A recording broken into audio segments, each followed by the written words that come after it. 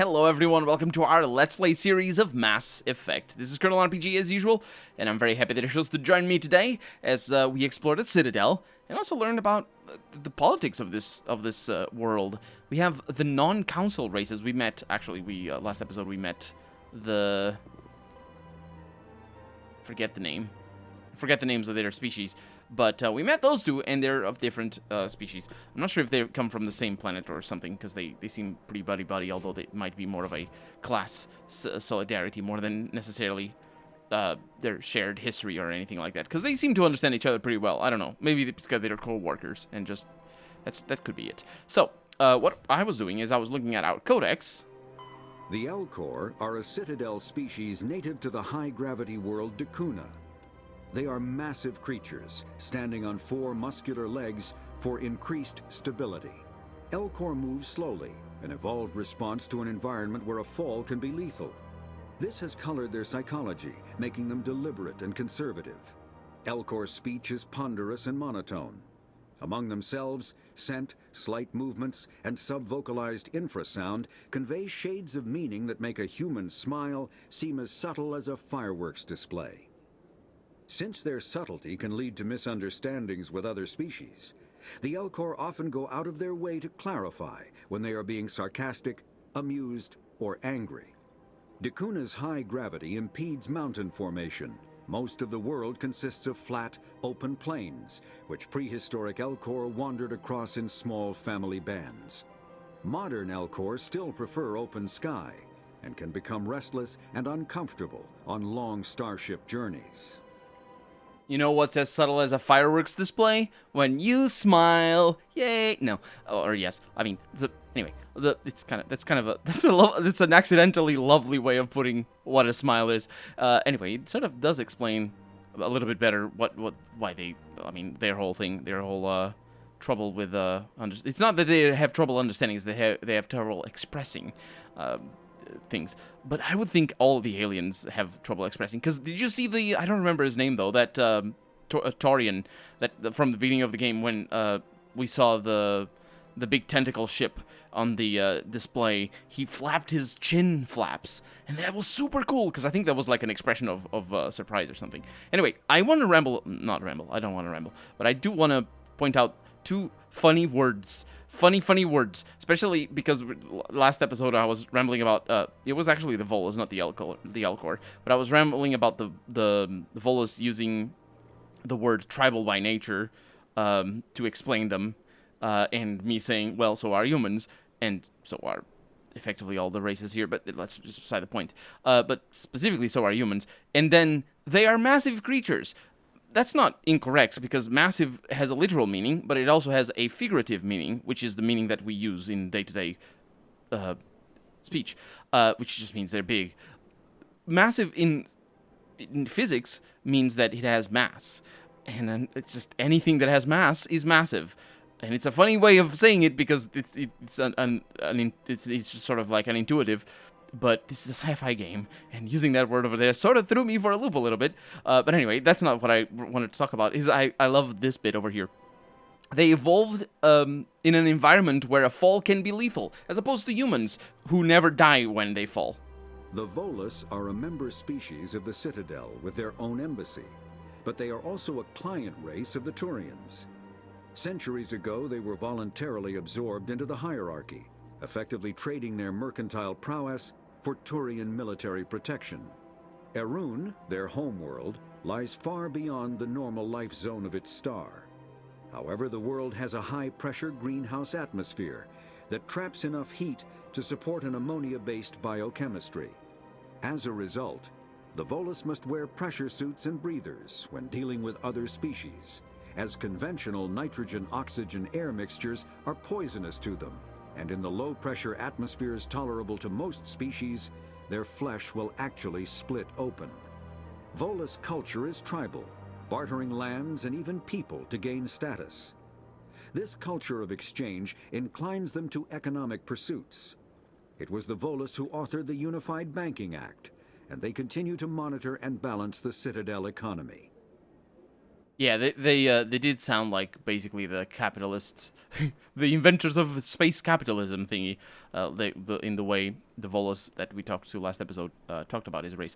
It's interesting here. There's a couple of interesting things here. The low pressure of atmospheres that split their flesh. This must be an oversimplification, because humans. Is it an oversimplification? I don't know. It doesn't have to be. Like, the thing is, negative pressure doesn't exist, right? It's zero pressure. That's, there's negative pressure when you have pressure on the inside, I suppose. That could be it, actually. They're just, oh yeah, that makes sense. They're too dense, and so there's a lot of pressure inside them. Because if they live in, like, a place like Jupiter, for example, which has, I'm not actually sure the pressure of the atmosphere, because wind speeds and other things change a lot of that. But I do know their gravity in comparison to Earth, which is 63 or 67 times greater. So which does mean that it's impossible to stand on the surface of Jupiter, because you're just going to be squashed. It's like constantly being falling from a skyscraper or something like that. Something that is enough to get you a 67 G fall. So you can imagine just how destructive it is to our bodies. But this is interesting though, because not the other day, but certainly many, many years after I first played this game, I came up with this idea of like it was supposed to be, I was trying to make a joke, basically, a sci-fi joke. But it didn't work because I'm terrible with jokes, and also it's complicated because it needs explaining, and that's the hardest jokes. Those are also the ones that work the best, I feel. But anyway, the joke was that an alien arrives on Earth, and the punchline anyway. That wasn't just a joke, but an alien arrives on Earth, and Earth smells like farts. So the idea was to just for the alien to be like, ooh, it smells like farts. And the reason for that, or the idea behind my zany joke-making attempt, was that the alien was going to be, instead of being ammonia-based. If you don't know what this means, I'm going to go on another tangent over here and explain to you what this is, ammonium-based biochemistry. We don't know that this is possible, although we might know by now.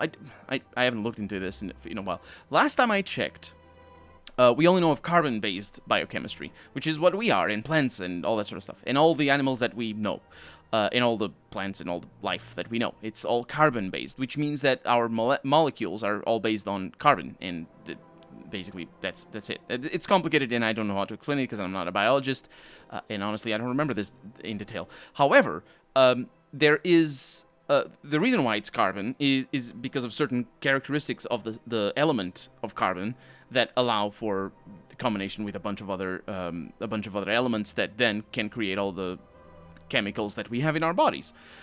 Now, it at the time I looked into this, like 5 years, 10 years ago, it was hypothesized that there is about 6 or 7 known elements that, and by known elements, probably actual elements, because unknown elements are all very volatile. There are unknown elements, but they can't be the foundation of life because of other issues. So there are about 6 or 7 elements that could be the basis of life. One of them is the most famous one and the likelier one besides carbon. One of them is silica. I think it is silica. It might have another name though. But it's if you ever heard of silicon-based life forms, that is, well, it might be the misunderstanding of what computers are, which I have also seen that used in those terms. But silicon-based life forms could be just normal animals. It's just instead of being based in carbon, they're based in silica. I say normal because I don't think it actually changes how they look, how animals look, or how they feel, or anything like that. It just, it's different chemicals. Although it might change other things like, what they're susceptible to and other stuff. And that's part of the joke that I was gonna make. Honestly, if there is an alien that's based on iron, then the atmosphere of Earth has oxygen. Now, oxygen is a problem with iron because it oxidizes, and carbon doesn't oxidize, so we don't rust in the wind. But an alien made out of iron, which is just a cool idea, isn't it? Come on, tell me I'm wrong. Tell me I'm wrong that an alien made out of iron is a cool idea, arriving on Earth, taking their helmet off and being like, "Oh, it smells like farts," because, and the reason this is why the joke doesn't work. Why does it smell like farts? So why do we not like, or why have we evolved the sense of not liking farts? Basically, it's because, well, evolutionarily speaking, anyway, or at least natural selection wise, it's likely that we, for example, we don't smell things like methane. Methane is poisonous to us, but we are not exposed to it enough that we would have any reason to have developed a reaction against methane. And farts, well, although they do have methane, that's not what makes them smell bad. It's the phosphor and other chemicals that we have inside our bodies. Now, it is normal for us to not like farts because they're a vector of transmission of diseases. So we just evolved not liking farts, and there it is. That's how it works, more or less. Now, it makes sense that a being that is susceptible to rust would develop a sense of smell based on oxygen, because we have a lot of oxygen over here, and it also probably would burn, because they're like, it burns, or something like that. Anyway, it's funny, because they smell like piss. They are ammonia-based. That's what smell of piss is. It's ammonia. Well, it's not just, again, it's a little bit like farts. It isn't the methane, but in the case of, I say piss. Is piss a swear word? I'm trying not to. This game swears, though, so I suppose it's not a bad. It's not bad for me to say piss. It is pee. Let's go with it. He smells like pee. So yes, I ramble. That was the joke. He smells like pee. It's funny. I ramble because of it's funny. I am very sorry. Colonel.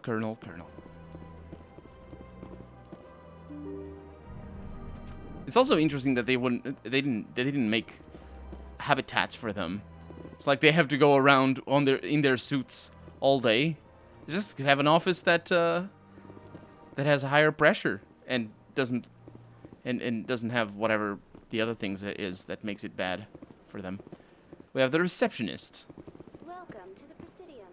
Allow me to be your guide. That's not the receptionist. This is Avina. Greetings and welcome to the Presidium. My name is Avina, and I am pleased to be your virtual guide throughout this level of the Citadel space station.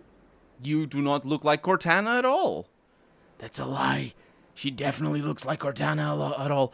Are you real? Ooh, this is the best question. I love it. I'm gonna ask it. Because the answer is both. Yes and no. On many different levels, so it is yes many times and no many times. Let's see what she answers as. So are you a person or a program? Oh, dang it. I am a fully interactive virtual intelligence, programmed to provide spontaneous guidance at predetermined locations of interest throughout this level of the Citadel.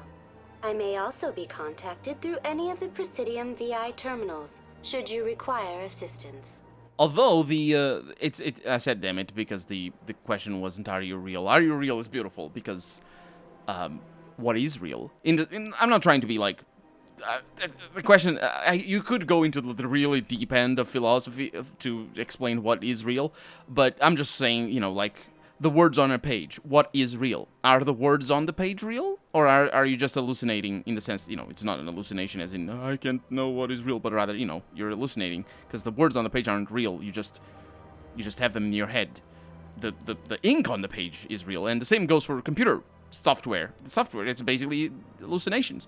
It's just us making sense of physical phenomena, and the computer bits are what is real. And that's more or less what I meant by it being an interesting question. However, Ari here, our character, decided to put it in another term, which is potentially bigoted of her. It depends on where we are, because it depends on what the system is. And the reason why it's bigoted, it's not bigoted in the real world, life, Earth senses, but rather because she says, are you a person or a program? Which inherently means that she doesn't consider programs to be worthy of personhood, which might be a problem in this setting, although I don't think it is. But it certainly is in a lot of other sci-fi subjects, because in a lot of other sci-fi settings, I should say, because it is a very interesting question. Can a program ever be a person? And that's why the sheep dream of electric sheep, or which one? No, robots dream of electric sheep. Although that's a just a novel, pretty old one as well, very very influential as well. But anyway, it's the age-old question, or it's not the age-old, but it is a question. Give me the tour. You are standing at Presidium Tourism Terminal 1. On either side of this lobby are the embassies of the various Citadel races, along with CSEC headquarters. On the far end of this level, you can see the Citadel Tower, where the Council meets regularly to discuss matters of interstellar importance. I want to know more about Citadel security. Citadel security serves as law enforcement for all regions of the Citadel, though the majority of officers serve in the wards. Executor Palin, a Turian, is the current head of CSEC, but individuals from virtually every species across Citadel space serve as officers beneath him. If you wish to learn more, Executor Palin's office is located in the CSEC headquarters just across the lobby. Tell me about the embassies. Each species in Citadel space important enough to be consulted on matters of galactic politics maintains an embassy on the Presidium. The Volus were the first non-council species to be granted an embassy, roughly 2,384 galactic standard years ago. As Citadel space has expanded, more embassies have been added. The most recently added embassy belongs to your own species, humanity. It was added 19 galactic standard years ago, despite some rather vocal opposition. 2,300 years ago, they also use the word years, which we need to suspend our disbelief there. It's just for our benefit as 21st century computer players. But the Volus were complaining, or the Volus that we talked about, they were complaining about not being admitted into the council. That has been a long time since they were here. Like, that definitely paints their plight in a different manner. How come the Volus were the first species given an embassy? In the early years following the formation of the Council, the Volus were, apart from the Asari and Solarians, the most populous and widespread species in Citadel space. They established many new colonies and trading outposts, and they petitioned the Council for a greater role in determining interstellar policy. In recognition of their work to expand interstellar trade and establish a standardized galactic economy, the Volus were granted an embassy here on the Citadel. Why weren't they made a council race? The Council races have extensive responsibilities. They must provide personnel and ships for the Citadel fleets. They often provide economic aid in times of disaster. It would be unfair to demand such an enormous burden of a species unable to meet these obligations.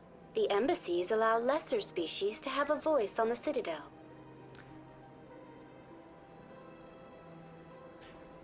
I didn't even have to hear that last sentence to start wanting to mention what I said last episode about them being pretty racially biased in the whole system of the Citadel, because the species themselves have to prove themselves, which is just, the whole generalization, because, just because one human proves themselves to be worthy of whatever that means, or one human doesn't prove themselves worthy of being in the Citadel, doesn't mean that the others are not, and it's also, it shouldn't be based on worth, it should be based on inherent rights that you have as a life form, you jerks. But anyway, this question though, or this answer, or this line over here, it would be unfair to demand such an enormous burden, or the burden of requiring to give assistance, on a species unable to meet these obligations. That's the line. Besides, the second one immediately is a problem. The second line, or the second sentence there, is a problem. But that first line is a problem as well, because it points to a system here in the council, or it's not the Citadel, where the rich, and by rich I mean well off, not financially rich, because it's kind of complicated. We need to distinguish the things. Well off, I mean, is like they have enough resources from an economic sense, not necessarily from a fiscal sense. Which it's still technically correct to call them the rich. And I say here the rich species, I should say. But rather the well-off species are in a position of power over the less well-off, but the more struggling, by design. And I'm pretty sure it's not because oh, because it would be unfair of expecting. No, I'm pretty sure it's because they want to keep their control. It would make sense for that to be the case. I wonder if that's going to be the subtext of the Citadel. I don't remember that being the case. I think the Citadel were pretty pretty meh in their subtext, because it's not really what the game focuses on. But it is a readily flawed system. But of course, there's the second line about the lesser species, which is there's two problems there immediately. First off, the assumption that there are indeed lesser species or higher species, which negates the inherent rights that that life forms have or should have, because if there's higher and lower, the rights are going to be different, and they should have all the same rights because they're all living creatures. Although there's philosophical issues to get into them, but not in this setting. The other problem here is that what decides them as lesser species is whether they're well off or not, which immediately, it doesn't matter where you're coming from as a member of the Citadel or as a Taurian or whatever species you are in this setting. It's wrong, or at least debatable, or earnestly debatable, because so you're proposing to me that the species that have attained things like space travel and intergalactic space travel and stuff like that, but are still struggling, they're lesser than the ones that are well off and also achieved that? And maybe potentially more, maybe? Is that what you're referring to? Because I'm pretty sure the ones that were struggling are better. It's just they're probably better. That's the... because that's the issue of assigning worth to economic status. I'm not talking about financial status, which is a different type of economy. I'm talking about specifically any sort of how much stone you have, or how many potatoes. It doesn't matter. Assigning worth to that is or to the result of your economy is a problem, because in the face of it, because the ones that are struggling are probably going to be better. I'm just saying. That's pretty damn arrogant. I apologize if my personality has offended you. Please submit all formal complaints in writing to the Citadel Tourist and Visitor Board. I'll submit it in the streets is what I will. Let's start the revolution right now or something. I don't know. Probably. It's actually... I know it is possible to do something to that extent in this game, but I'm not going to spoil it anything. I never did it myself. But let's ask the obvious question here. Although, not obvious. We have already heard an answer to this. Why were people trying to keep my species out? Some species felt humanity was given preferential treatment. It often takes a century or more before a new species is granted an embassy. The Council gave a great deal of thought to this matter. In the end, they decided humanity's impact on Citadel space was significant enough to warrant an embassy. It also... What do you think? Asking that here is interesting.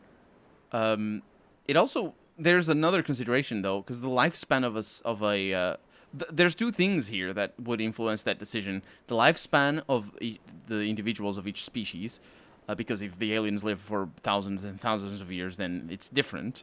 But also how fickle they are, or in their own alliances within the species, because the politics become more important the less unified a species is, because maybe you will want to, from a political standpoint, as the council or the leaders of the Citadel, maybe you will want to allow an embassy for humans to prop up a certain faction of humans over another faction that perhaps isn't as aligned with your ideals or your interests as the faction that you're propping up. So there's other considerations to be had here, and those considerations would definitely be ignored, or at least not necessarily known by other people or people that oppose the humans becoming part of the Citadel. So there's definitely plenty of wiggle room there for this to make a lot of sense, but there's also plenty of wiggle room there for this to imply covert the intentions and sort of secondary intentions, because it's definitely out of the ordinary as far as we know. Do you agree with their decision? I am not programmed to make that kind of qualified judgment. My code is limited to information and simple interaction simulations. Interaction simulations? Do you know anything about specters?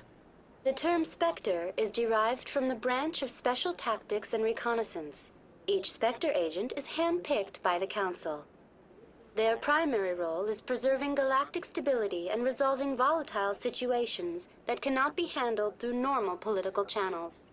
In this role, they are granted extraterritorial rights and jurisdictions. Spectres answer to no law or authority except the Council itself. Unless, of course, they do, because they might have allegiance of their own. The Spectres. In which case, well, not in which case, but the Spectre, the other Spectre that we saw, probably does, the one that was working with the Geth. What can you tell me about the Citadel Council? Originally, the Council consisted of representatives from the Asari and Solarians, the two dominant species in Citadel space. Roughly 1,304 galactic standard years ago, Turians were invited to join the Council in recognition of the role they played during the Krogan Rebellion. Since then, the three Council races have worked together to ensure the peaceful coexistence of the galactic community, while preserving individual autonomy for each species. It can't be as simple as that. There must be problems somewhere in the system. I am not programmed to make that kind of qualified judgment. My code is limited to information and simple interaction simulations. Goodbye. Goodbye, and thank you for using Avina. Please enjoy your visit to the Citadel. I feel the game is deliberately leaving the door open there for extra understanding and extra reading into the whole situation of the Council. I like that a lot. That's really cool. It is. I was also thinking, as she was saying her last words, I was thinking something about her as an AI. It's an old school type of AI, isn't it? Thank you for using Avina. Can you imagine if Siri said that? Or Alexa or something, you know, it's like, thank you for using Amazon services. Please shop at our things. Make sure we have money. Anyway, that's going to be that for today. I'm Colonel RPG. We have a lot to explore, and this has been Mass Effect. I really hope you've enjoyed it. And if you did, go ahead and leave a comment. Like the video if you want to see the next episode come out sooner rather than later. But above all, thank you so much for watching, and I hope I'll see you next episode. Bye-bye.